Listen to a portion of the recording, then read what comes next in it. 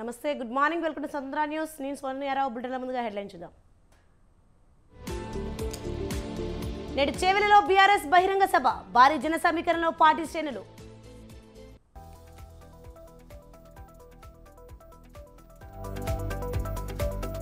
నేడు ఎన్టీఆర్ జిల్లాలో మేమంతా సిద్ధం యాత్ర, విజయవాడ సెంటర్లో సీఎం జగన్ రోడ్ షో.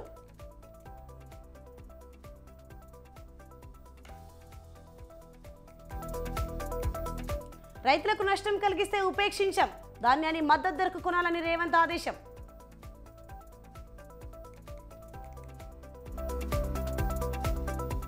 ఉమ్మడి ప్రచారం, కలిసికట్టుగా వ్యూహాలు, చంద్రబాబు నివాసంలో ఎన్డీఏ కూటమి భేటీ.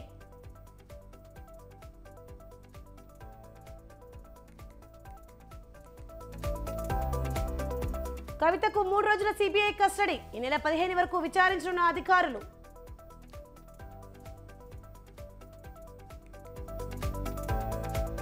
కుల్దీప్ మాయా, జేక్ ఫ్రేజర్ మెరుపులు, లక్నోపై ఢిల్లీ గ్రాండ్ విక్టరీ.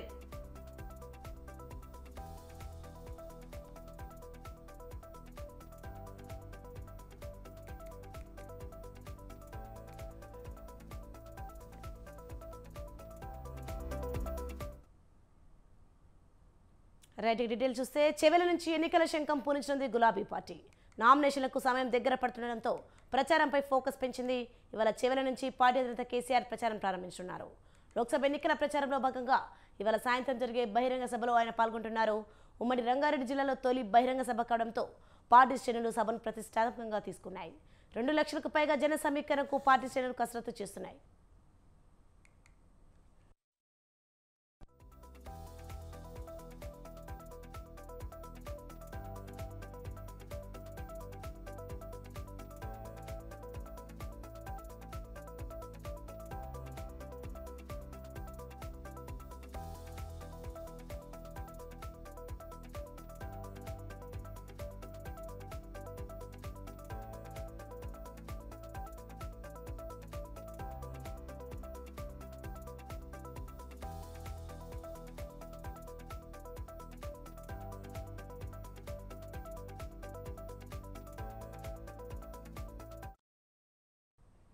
చేవెళ్ల సభను పార్టీ ప్రతిష్టాత్మకంగా తీసుకుంది. సాయంత్రం 5 గంటలకు జరిగే ఈ ప్రజా ఆశీర్వాద సభకు కేసీఆర్ హాజరు కానున్నారు. చేవెళ్లలోని ఫరా ఇంజనీరింగ్ కళాశాలలో జరిగే బహిరంగ సభ ఏర్పాట్లు పూర్తయ్యాయి. ప్రధాన కూడళ్లు, రహదారుల వెంట గులాబీ ఫ్లెక్సీలు, జెండాలతో పాటు ప్రజల దూరం నుంచి సభను వీక్షించేందుకు ప్రత్యేక స్క్రీన్లు ఏర్పాటు చేశారు. సభకు సంబంధించిన ఏర్పాట్లను మాజీ మంత్రి సబితా ఇంద్రారెడ్డి దగ్గరుండి పర్యవేక్షించారు. సభను సక్సెస్ చేసేందుకు పార్టీ శ్రేణులు కృషి చేస్తున్నాయి. రైట్కి ఇదే అంశంపై మరింత సమాచారం మా ప్రతినిధి సవీన్ ఫోన్లైన్లో అందిస్తారు. సవీన్, ఎన్నికల షెడ్యూల్ వచ్చిన తర్వాత బీఆర్ఎస్ పార్టీ తొలి ప్రచార బహిరంగ సభను నిర్వహించబోతోంది. చేవెళ్ల వేదికగా చేవెళ్ల బీఆర్ఎస్ పార్టీ అభ్యర్థిగా పోటీ చేస్తున్న కాషాని జ్ఞానేశ్వర్ కు మద్దతుగా ఈ రోజు బీఆర్ఎస్ పార్టీ చేవెళ్ల పట్టణంలోని ఫరా ఇంజనీరింగ్ కాలేజ్ మైదానంలో భారీ బహిరంగ సభ నిర్వహించబోతోంది. ఈ భారీ బహిరంగ సభకు బీఆర్ఎస్ అధినేత మాజీ ముఖ్యమంత్రి కేసీఆర్ ముఖ్య అతిథిగా హాజరు కాబోతున్నారు. ప్రధానంగా బీఆర్ఎస్ పార్టీ ఇప్పటికే కరీంనగర్ లో కదనబేరి పేరుతో భారీ బహిరంగ సభ నిర్వహించగా, 2వ బహిరంగ సభగా ప్రజా ఆశీర్వాద సభ పేరుతో చేవెళ్లలో మరోసారి బహిరంగ సభ నిర్వహించబోతోంది. ముఖ్యంగా తెలంగాణ రాష్ట్రం ఏర్పడిన తర్వాత 2014, 2019 2 లోక్సభ ఎన్నికల్లో చేవెళ్ల పార్లమెంట్ స్థానాన్ని బీఆర్ఎస్ పార్టీ గెలుచుకుంది. అయితే గెలిచిన 2 ఎంపీలు వేరువేరు పార్టీలో చేరారు. ఇప్పుడు బీఆర్ఎస్ పార్టీ తరఫున బీసీ నేతగా ఉన్నటువంటి కాసారి జ్ఞానేశ్వర్ ను బీఆర్ఎస్ పార్టీ రంగంలోకి దింపింది. ఇటీవల జరిగిన అసెంబ్లీ ఎన్నికల్లో చేవెళ్ల పార్లమెంటు పరిధిలోని 7 అసెంబ్లీ నియోజకవర్గాలకు గాను 4 అసెంబ్లీ నియోజకవర్గాల్లో బీఆర్ఎస్ పార్టీ విజయం సాధించడంతో చేవెళ్ల పార్లమెంట్ స్థానాన్ని గెలుచుకోవడానికి బీఆర్ఎస్ పార్టీ వ్యూహాత్మకంగా అడుగులు వేస్తోంది. అందులో భాగంగానే ఈ రోజు చేవెళ్లలో భారీ బహిరంగ సభ నిర్వహించబోతున్నారు. చేవెళ్ల పార్లమెంటు పరిధిలోని 7 అసెంబ్లీ నియోజకవర్గాల నుంచి భారీ ఎత్తున జన సమీకరణ చేసి సత్తా చాటాలని బీఆర్ఎస్ పార్టీ భావిస్తోంది. ప్రధానంగా ఇప్పటికే కాంగ్రెస్ పార్టీ 4 నెలల ప్రభుత్వ వైఫల్యాలతో పాటు రైతు బంధు, రైతు రుణమాఫీ, అదే రైతు బీమాతో పాటు సాగు, త్రాగునీరు ఇట్లాంటి అంశాలతో బీఆర్ఎస్ పార్టీ ప్రజల్లోకి వెళ్లే ప్రయత్నం చేస్తోంది. ఇప్పటికే బీఆర్ఎస్ అధినేత కేసీఆర్ జిల్లాల పర్యటన పూర్తి చేశారు. రైతుల పంట పొలాలు ఎండిపోతున్నాయంటూ బీఆర్ఎస్ పార్టీ ఆరోపిస్తోంది. ముఖ్యంగా కాంగ్రెస్ పార్టీ ప్రభుత్వ వైఫల్యాలతో పాటు బీఆర్ఎస్ పార్టీ గత 10 ఏళ్లలో సాధించిన ప్రగతితో పాటు చేవెళ్ల పార్లమెంట్ నియోజకవర్గంలో బీఆర్ఎస్ పార్టీ చేసిన అభివృద్ధి, సంక్షేమ పథకాలు ఇట్లాంటి అంశాలతో బీఆర్ఎస్ అధినేత కేసీఆర్ ఈ రోజు ప్రజలను ఉద్దేశించి ప్రసంగించబోతున్నారు. సాయంత్రం 5 గంటలకు బహిరంగ సభ ప్రారంభమవుతోంది. ఇప్పటికే బీఆర్ఎస్ పార్టీ బహిరంగ సభకు సంబంధించి అన్ని ఏర్పాట్లు పూర్తి చేసింది. Thank you Saveen.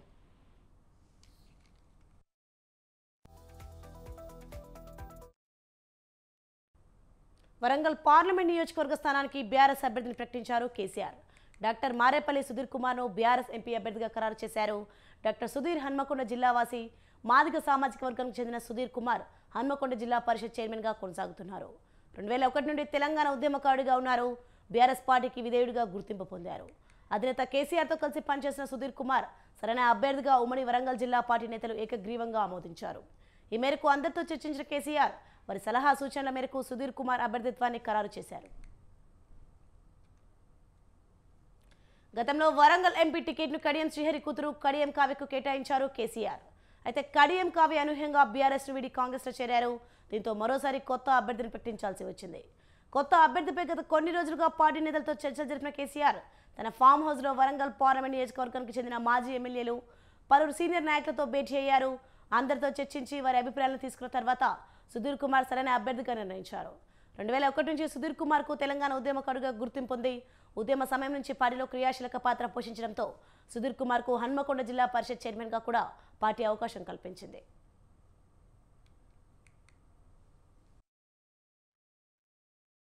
వైసీపీ అధ్యక్షుడు సీఎం జగన్ ప్రచారంలో జోరు పెంచారు. అందరికన్నా ముందుగా అభ్యర్థులను ప్రకటించి ముందున్న జగన్ ఎలక్షన్ క్యాంపెయిన్లను దూసుకెళ్తున్నారు. రాష్ట్రాన్ని చుట్టేందుకు చేపట్టిన మేమంతా సిద్ధం బస్సు యాత్ర 14వ రోజుకు చేరుకుంది. ఈ యాత్రలో భాగంగా సీఎం జగన్ రాత్రి బస్ చేసిన నంబూరు బైపాస్ నుంచి ఉదయం 9 గంటలకు బయలుదేరుతారు.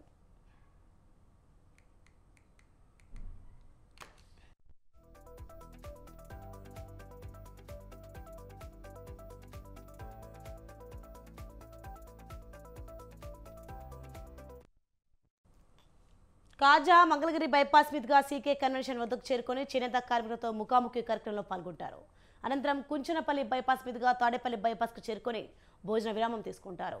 ఆ తర్వాత విజయవాడలో వారధి, శిఖామణి సెంటర్, చుట్టుగుంట, భగత్ సింగ్ రోడ్, పైప్ల రోడ్, కండ్రిక రామవరపాడ్, నిడమనూరు బైపాస్ మీదుగా కేసరపల్లి బైపాస్ శివార్లో ఏర్పాటు చేసిన రాత్రి బస శిబిరానికి సీఎం జగన్ చేరుకుంటారు.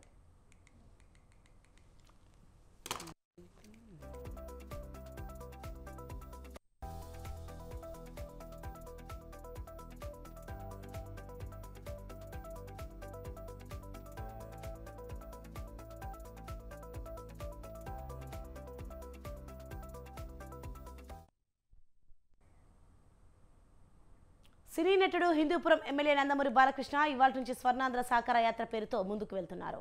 ఎన్నికల ప్రచారం నిర్వహించనున్నారు. ఎన్డీఏ అభ్యర్థుల విజయం కోసం రాయలసీమలో ఆయన విస్తృతంగా పర్యటిస్తారు. ఇందుకోసం బాలయ్య అన్స్టాపబుల్ పేరుతో ప్రత్యేకంగా ఓ బస్సును రూపొందించారు. ఇవాళ ఉదయం కదిరి లక్ష్మీ నరసింహస్వామి దర్గా సందర్శన అనంతరం బస్సు యాత్రకు శ్రీకారం చుట్టనున్నారు. కదిరి, కొత్త చెరువు, సింగనమల మీదుగా బస్సు యాత్ర కొనసాగనుంది. మొదట కదిరిలో ఏర్పాటు చేసిన సభలో పాల్గొంటారు. అనంతరం పుట్టపర్తి నియోజకవర్గం కొత్త చెరువులో ఏర్పాటు చేసిన స్థానిక నాయకుల సమావేశంలో పాల్గొని రాత్రికి సింగనమలలో బస చేస్తారు.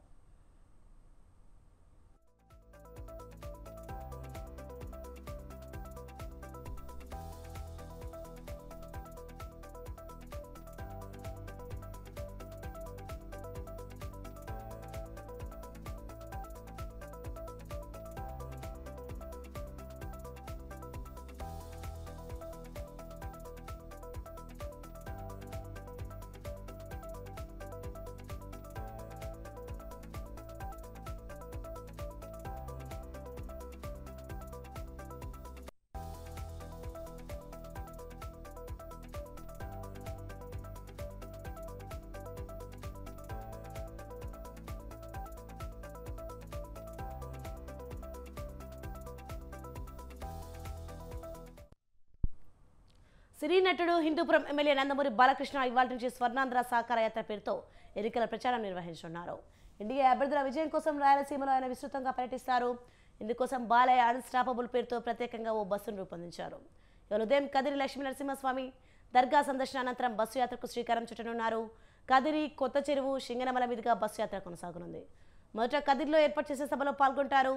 అనంతరం పుట్టపర్తి నియోజకవర్గం కొత్త చెరువులో ఏర్పాటు చేసిన స్థానిక నాయకుల సమావేశంలో పాల్గొని రాత్రికి సింగనమలలో బస చేస్తారు.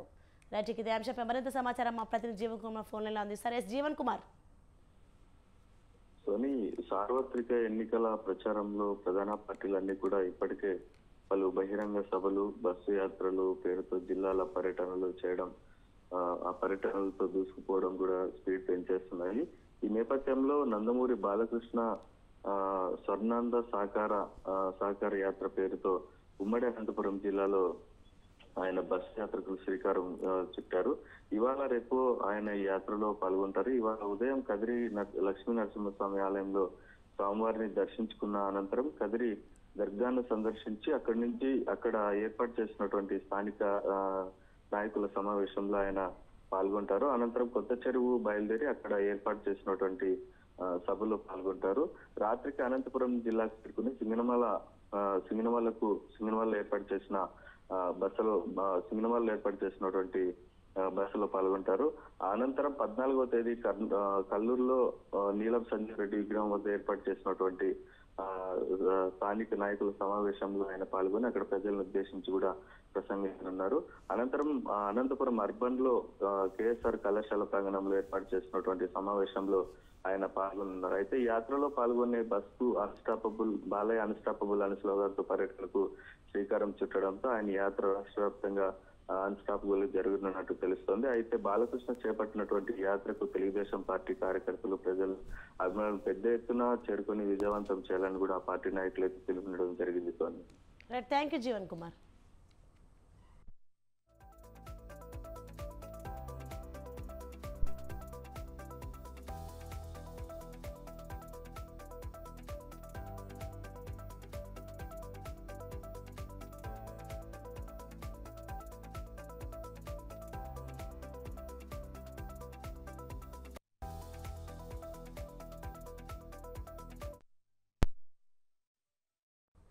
తెలంగాణలో పెండింగ్లో ఉన్న 3 సీట్ల అభ్యర్థుల ఖరారుపై కాంగ్రెస్ అధిష్టానం తర్జన భర్జన పడుతోంది.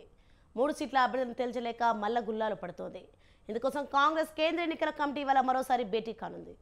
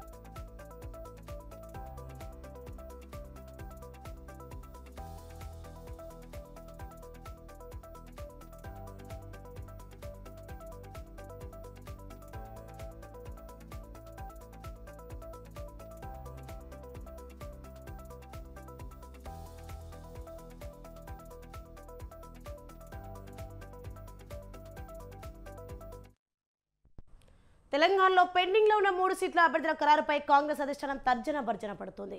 3 సీట్ల అభ్యర్థులను తేల్చలేక మల్ల గుల్లాలు పడుతోంది. ఇందుకోసం కాంగ్రెస్ కేంద్ర ఎన్నికల కమిటీ వల్ల మరోసారి భేటీ కానుంది. ఢిల్లీలో జరగనున్న పార్టీ కేంద్ర ఎన్నికల కమిటీ భేటీలో అభ్యర్థులను ఖరారు చేయనుంది. టీపీసీసీ చీఫ్ రేవంత్ ఈ భేటీ కోసం ఇవాళ ఢిల్లీ వెళ్లనున్నారు. పార్టీ అగ్రనేతలను కలిసి ఆయా నియోజకవర్గాల పరిస్థితులు, అభ్యర్థుల ఎంపికపై చేసిన కసరత్తును వివరించనున్నారు.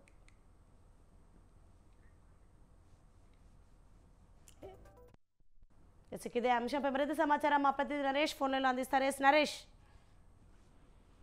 ఈరోజు సాయంత్రం ఏఐసీసీ ఆఫీస్ లో కాంగ్రెస్ సిఈసి అంటే సెంట్రల్ ఎలక్షన్ కమిటీ సమావేశం అవుతుంది. తెలంగాణలో 3 స్థానాలు పెండింగ్ లో ఉన్నాయి. వీటితో పాటు దేశవ్యాప్తంగా మరొక 100 స్థానాలు పెండింగ్ లో ఉన్నాయి. వాటన్నిటికీ అభ్యర్థులను ఖరారు చేసేందుకు ఈ రోజు సిఈసి భేటీ అవుతుంది. తెలంగాణలో కరీంనగర్, ఖమ్మం, హైదరాబాద్ ఈ 3 స్థానాలకు అభ్యర్థులను ఖరారు చేయాల్సి ఉంది.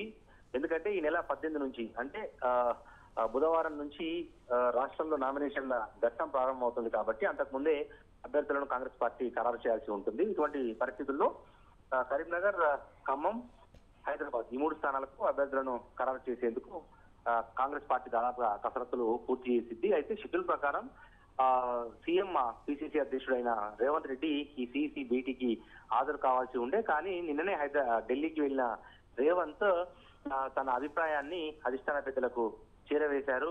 ఆ 3 నియోజకవర్గాల అభ్యర్థుల విషయంలో సామాజిక సమతుల్యాన్ని పాటిస్తూనే గెలుపు అవకాశాలకు అనుగుణంగా అభ్యర్థులను ఖరారు చేయాలి అని రేవంత్ రెడ్డి తన అభిప్రాయాన్ని స్పష్టం చేశారు. దాంతో పాటు ఫోన్ లైన్ లో సిఇసి సభ్యుడిగా ఉన్న మంత్రి ఉత్తమ్ కుమార్ రెడ్డి, డిప్యూటీ సీఎం గా ఉన్న మల్లు భట్టి విక్రమార్కలు వీరిద్దరు కూడా తమ అభిప్రాయాన్ని అధిష్టాన పెద్దలకు తెలియజేసిన పరిస్థితుల్లో మొత్తము ఈ 3 స్థానాలకు సంబంధించి అభ్యర్థులను ఖరారు చేస్తారు. అయితే మనకు అందుతున్న సమాచారం మేరకైతే హైదరాబాద్ స్థానంలో మైనార్టీ అభ్యర్థిని బరిలోకి దించేందుకు కాంగ్రెస్ పార్టీ ఒక నిర్ణయానికి వచ్చింది. మైనార్టీ అధ్యక్షుడిగా ఉన్న హైదరాబాద్ జిల్లా అధ్యక్షుడిగా ఉన్న సమీరుల్లాకు అవకాశం కల్పించే అంశాన్ని కాంగ్రెస్ పరిశీలిస్తుంది. ఇక ఖమ్మం నియోజకవర్గ విషయానికి వస్తే పొంగులేటి శ్రీనివాస్ రెడ్డి, మంత్రిగా ఉన్న పొంగులేటి శ్రీనివాస్ రెడ్డి తమ్ముడికి లేకపోతే ఆయన వియంకుడికి ఇద్దరిలో ఎవరికొకరికి టికెట్ వచ్చే అవకాశాలే అధికంగా కనిపిస్తా ఉన్నాయి. కరీంనగర్ విషయంలో హుస్నాబాద్ మాజీ ఎమ్మెల్యే ప్రవీణ్ రెడ్డి పేరు, దాని తర్వాత వెలమ సామాజిక వర్గానికి సంబంధించిన వెలిచాల రాజేంద్రరావు పేరు బలంగా వినిపిస్తున్న పరిస్థితిలో ఇద్దరిలో ఎవరికో ఒకరికి టికెట్ సాయంత్రం లోపు ఖరారు చేస్తారు. వీరు ఏమైనప్పటికీ వీలైనంత తొందరగా అభ్యర్థులను ఖరారు చేసేందుకు కాంగ్రెస్ పార్టీ అధిక ప్రాధాన్యత ఇస్తుంది. రాష్ట్రంలో బీఆర్ఎస్ బీజేపీ ఈ రెండు పార్టీలు ఎన్నో రోజుల క్రితం అభ్యర్థులను ఖరారు చేసిన నేపథ్యంలో అభ్యర్థులు ప్రచారంలో దూసుకుపోతున్నారు. కానీ ఇంకా ఈ 3 నియోజకవర్గాల్లో కాంగ్రెస్ అభ్యర్థులను ఖరారు చేయలేదు. ఇంకా అక్కడ ప్రచారం కూడా ప్రారంభం కాలేదు. ఇటువంటి పరిస్థితుల్లో వీలైనంత తొందరగా ఈ రోజు సాయంత్రం లోపు సిఈసి సమావేశాన్ని ముగించి రాత్రి లోపు అభ్యర్థులను ఖరారు చేసే ఎత్తులను కాంగ్రెస్ పార్టీ అవలంబిస్తుందని మనం చెప్పాలి. సోని. Thank you Naresh.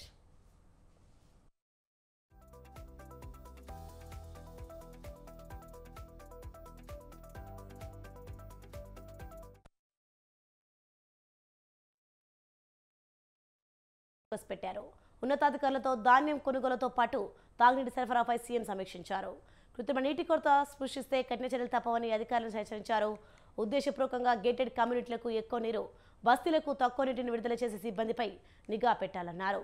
ధాన్యం పక్కదారి పట్టించే మిల్లర్లపై నిఘా పెట్టాలని, కనీస మద్దతు ధర కంటే తక్కువకు ధాన్యం కొనుగోలు చేయవద్దని సీఎం ఆదేశాలు జారీ చేశారు.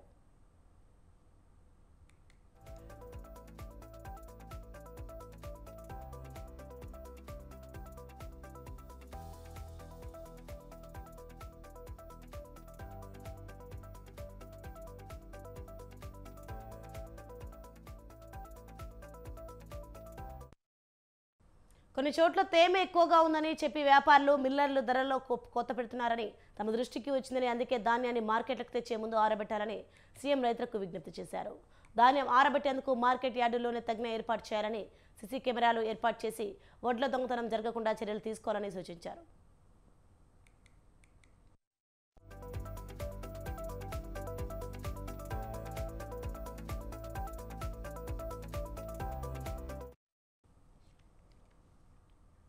తాగునీటి సరఫరా కోసం ఉమ్మడి జిల్లాలకు నియమించిన సీనియర్ ఐఏఎస్ అధికారులు ధాన్యం కొనుగోలును కూడా పర్యవేక్షించాలన్నారు సీఎం. ఎన్నికల సమయం కావడంతో ఉద్దేశపూర్వకంగా వచ్చే ఫిర్యాదులపై దృష్టి సారించాలన్నారు. అన్ని పట్టణాలు, నగరాల్లో నీటి సమస్య లేకుండా చూడాలని ఆదేశించారు. ఎండాకాలం దృష్ట్యా నీటి సరఫరాపై దృష్టి సారించాలని, ఫిర్యాదులు వస్తే తాగునీటి సరఫరాను యుద్ధ ప్రాతిపదికన పునరుద్ధరించాలని ఆదేశించారు.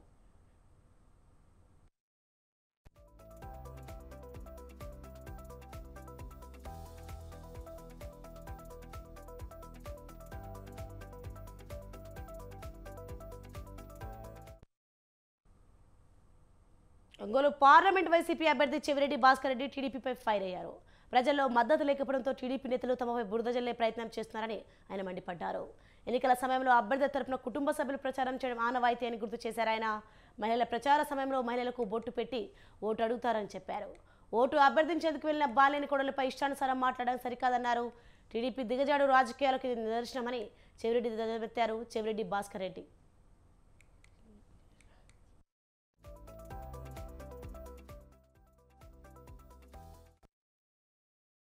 దిగజారిపోతున్నటువంటి దానికి ఇంతకన్నా సంకేతం అవసరం లేదు. అమ్మాయి న్యాయం ఉంది, అమ్మాయి లక్ష్యం ప్రజల్లోకి వెళ్ళాలి కాబట్టి వీళ్ళు అడ్డుకున్నా, వీళ్ళు అవమానపరిచినా, అవహేళనగా మాట్లాడినా, అభ్యర్థులుగా మాట్లాడిన పాప ప్రచారం కొనసాగించిన తర్వాత కూడా నిజంగా పాపను అభినందించారు. తర్వాత ఇలా వెళ్తారని మళ్ళీ దాడులకి పురుగొల్పడం, దాడులు పురుగొల్పిందే కాకుండా రెచ్చగొట్టి న్యూసెన్స్ చేయడం, చివరికి రెచ్చగొట్టింది వాళ్ళు, ఎట్టంటే మాట్లాడింది వాళ్ళు, గొడవలు చేసింది వాళ్ళు, ప్రొటెక్షన్కి వెళితే మళ్ళీ ఎన్నికల కమిషన్ అడ్డు పెట్టుకుని తప్పుడు సంకేతాలు ఇచ్చి, తప్పుడు సమాచారాలు ఇచ్చి మొదటి నుంచి చూస్తున్నాం. ఇదేం సాంప్రదాయం, ఇది ఎక్కడి నుంచి తీసుకొస్తున్నారు కొత్తగా, ఎక్కడికి వెళుతున్నారో వాళ్ళకి అర్థమవుతుందా? ఇది ప్రజాస్వామ్యాన్ని అభయాసం చేస్తున్నారు. అంటే ఓటు అడగడం అనేది బాధ్యత, వేస్తారా వెయ్యరా, ఎవరికి వేస్తారో ప్రజల నిర్ణయం.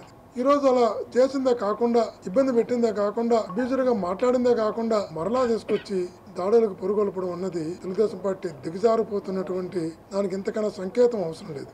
అమ్మాయి న్యాయం ఉంది, అమ్మాయి లక్ష్యం ప్రజల్లోకి వెళ్ళాలి. కాబట్టి వీళ్ళు అడ్డుకున్నా, వీళ్ళు అవమానపరిచినా, అవహేళనగా మాట్లాడినా, అభ్యర్థులుగా మాట్లాడిన ఆ పాప ప్రచారం కొనసాగించిన తర్వాత కూడా నిజంగా పాపను అభినందించారు. తర్వాత ఇలా వెళ్తారని మళ్ళీ దాడులకి పురుగొల్పడం. దేశంలో ఎన్డీఏ కూటమి 400 సీట్లు గెలుచుకుంటుందని ధీమా వ్యక్తం చేశారు మల్కాజ్గిరి బీజేపీ ఎంపీ అభ్యర్థి ఈటెల రాజేందర్. ఎన్నికల ప్రచారంలో భాగంగా ఓల్డ్ బోయిన్పల్లి ప్రియదర్శిని హోటల్ నుండి దుబాయ్ గేట్ వరకు రోడ్ షో నిర్వహించారు. నెలలు గడుస్తున్నా తెలంగాణలో కాంగ్రెస్ పార్టీ ఇచ్చిన హామీలు అమలుకు నోచుకోలేదన్నారు. దేశంలో కాంగ్రెస్ పార్టీని నమ్మే పరిస్థితి లేవన్నారు. మల్కాజ్గిరి ప్రాంతం రహదారులు, స్కైవేట్, ఎలివేటెడ్ కారిడార్లతో అభివృద్ధి జరగాలంటే బీజేపీకి పట్టం కట్టాలని కోరారు. అవినీతి, ఉగ్రవాద రహిత దేశంగా భారత్ను మార్చిన ఘనత ప్రధాని మోడీదన్నారు రాజేందర్.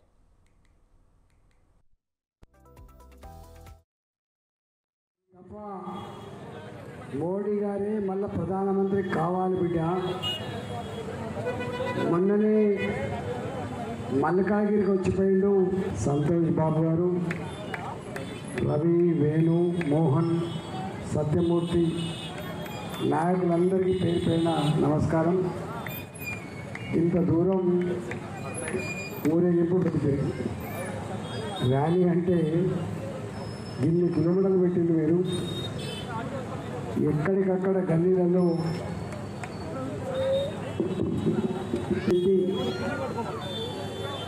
ఈ తప్ప మోడీ గారే మళ్ళా నిజాం గెలవాలి యాత్రలో భాగంగా పల్నాడు జిల్లాలో పర్యటించారు నారా భువనేశ్వరి.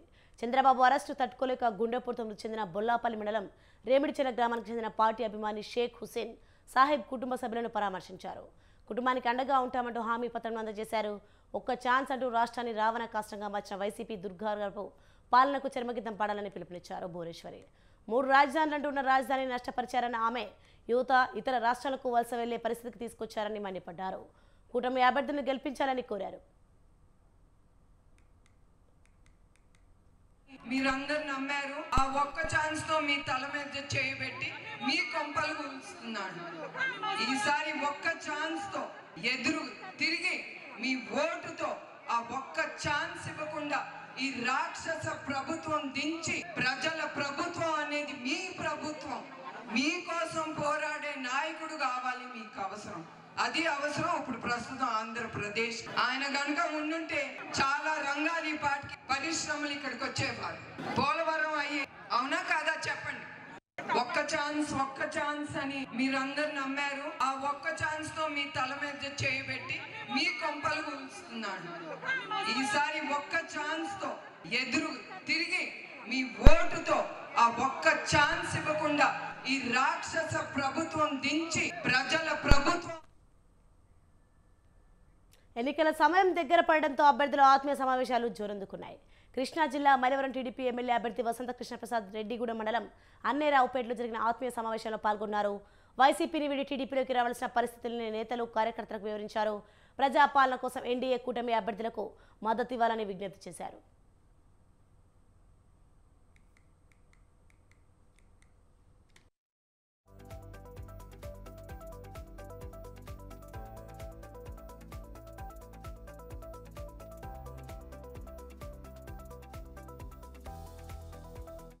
ధన్యవాదాలు, నమస్కారాలు తెలియజేస్తూ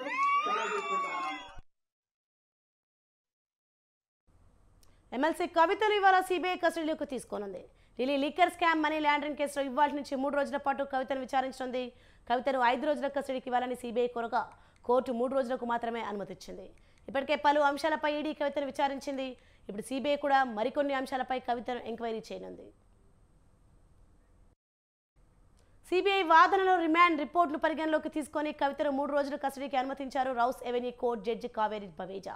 తదుపరి విచారణను ఏప్రిల్ 15 ఉదయం 10 గంటలకు వాయిదా వేశారు. కవితకు వ్యతిరేకంగా నిందితులు ఇచ్చిన వాంగ్మూలాలు, వాట్సాప్ చాట్ సహా పలు ఆధారాలను కోర్టుకు సమర్పించింది సిబిఐ. కవితను 5 రోజుల కస్టడీకి సిబిఐ కోరగా 3 రోజుల కస్టడీకి అనుమతించింది కోర్టు.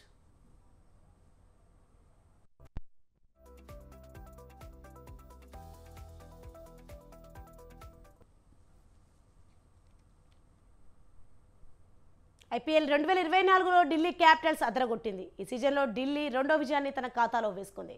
లక్నో సొంత మైదానంపై జరిగిన మ్యాచ్లో ఇంకా 11 బంతులు మిగిలి ఉండగానే సూపర్ జైంట్స్ జట్టుపై ఢిల్లీ 6 వికెట్ల తేడాతో గెలుపొందింది. లక్నో నిర్దేశించిన 168 పరుగుల విజయ లక్ష్యాన్ని ఢిల్లీ సునాయాసంగా ఛేదించింది. ఢిల్లీ ఆటగాళ్లలో Jake Fraser half century, Rishabh Pant 41 పరుగులతో విజృంభించి జట్టు విజయంలో కీలక పాత్ర పోషించారు.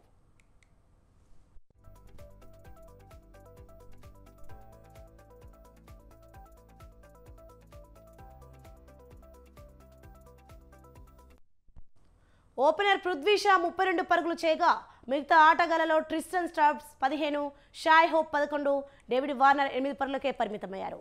అయినప్పటికీ ఢిల్లీ క్యాపిటల్స్ కేవలం 18.1 ఓవర్లలో 4 వికెట్ల నష్టానికి 170 పరుగులతో లక్నో చిత్తుగా ఓడించింది. లక్నో బౌలర్లో రవి బిష్నోయ్ 2 వికెట్లు తీసుకోగా నవీన్ ఉల్ హక్, యష్ ఠాకూర్ తలో వికెట్ తీసుకున్నారు.